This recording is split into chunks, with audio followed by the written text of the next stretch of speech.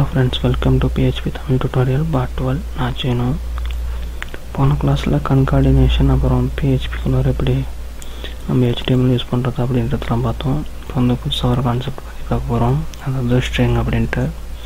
String அப்படின்றது என்ன புதுசாக அப்படின்னு நினைக்காதீங்க. அதாவது நம்ம இது வரையும் பார்த்தோம்னா நம்ம ஒரு வேரியபிள் எப்படி ஸ்ட்ரிங் யூஸ் பண்ணுறது அப்படின்னு பார்த்தோம்.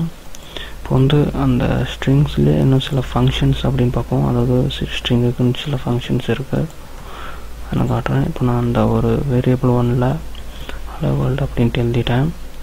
இப்போ வந்து எனக்கு இதோட லென்த் தெரியணும் அப்படின்னா அதுக்கு ஒரு ஃபங்க்ஷன் இருக்குது. அதாவது ஸ்ட்ரிங் ஃபங்க்ஷனை யூஸ் பண்ணி தான். அதாவது இப்போ இந்த ஹலோ வேர்ல்டு அப்படின்றது ஸ்ட்ரிங் அப்படின்னு தெரியும்.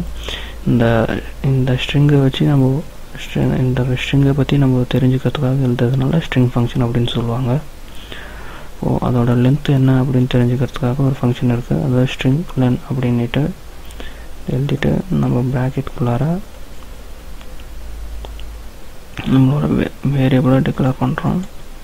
வேரியபிள் 1 அப்படின்ட்டு இப்போ பார்த்தீங்கன்னா இந்த ஸ்ட்ரிங் லென் என்ன பண்ணுவோம் அப்படின்னா இந்த ஹலோ வேர்டில் எத்தனை லெட்டர்ஸ் இருக்கோ அது வந்து நம்மளுக்கு டிஸ்பிளே பண்ணோம். பார்த்தீங்கன்னா தெரியும் 12 அப்படின்னு வந்திருக்கு. அதாவது ஏன் 12 அப்படின்னு வந்திருக்கோம் அப்படின்னா இங்கே இந்த மைனஸ் அப்படின்றதையும் இந்த கேப் விட்டுருக்கிறதுலையும் அதை கன்சிடர் பண்ணிக்கும். நான் இதை எடுத்து விட்டுறேன். இப்போது இதை எடுத்து விட்டோம் அப்படின்னா 10 லெட்டர்ஸ் இருக்குது. இப்போது வருங்க பார்த்தீங்கன்னா தெரியும் அந்த நம்ம ஸ்பேஸ் விட்டு இருக்கிறதையும் அது வந்து எடுத்துக்கும். ஸோ இப்போ பார்த்தீங்கன்னா 10 அப்படின்னு வந்திருக்கு. இந்த ஸ்ட்ரிங் லென்த் அப்படின்றது நம்ம வந்து பார்த்தோம். இப்போ வந்து நான் இதை மறைச்சிட்றேன். அதே மாதிரி அந்த ஸ்ட்ரிங்கோட பொசிஷன் நம்ம வந்து தெரிஞ்சுக்கணும்னா அதுக்கு ஒரு ஃபங்க்ஷன் இருக்குது. அதை நான் எழுதுறேன் பாருங்கள். அது ஸ்ட்ரிங்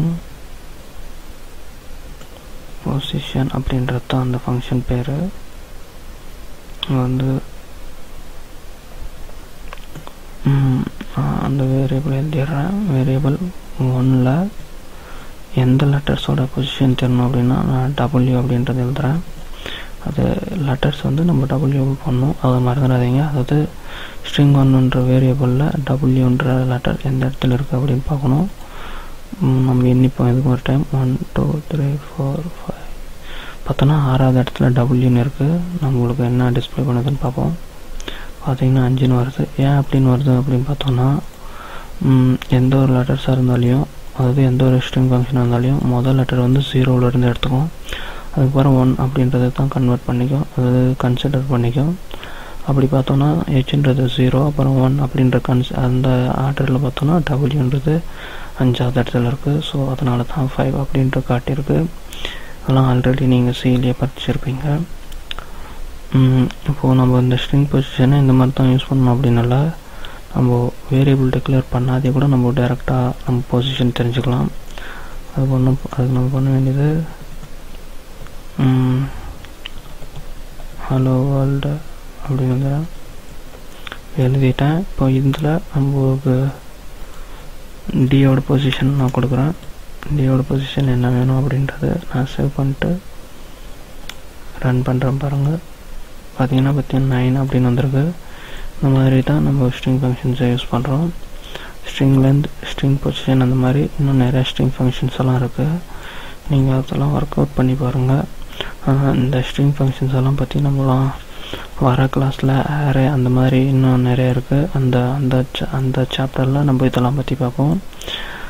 இப்போதைக்கு இந்த ஸ்ட்ரிங் லென்த்து, பொசிஷன் அந்த மாதிரி இன்னும் நிறைய ஃபங்க்ஷன்ஸ் இருக்குது. நீங்கள் அதெல்லாம் ட்ரை பண்ணி பாருங்கள். இப்போதைக்கு இது ரெண்டையும் நீங்கள் வந்து ட்ரை பண்ணுங்கள். அதை பற்றிலாம் வர கிளாஸில் பார்ப்போம். ஸோ சப்ஸ்கிரைப் பண்ண மறந்துடாதீங்க. தேங்க்யூ ஃபார் வாட்சிங்.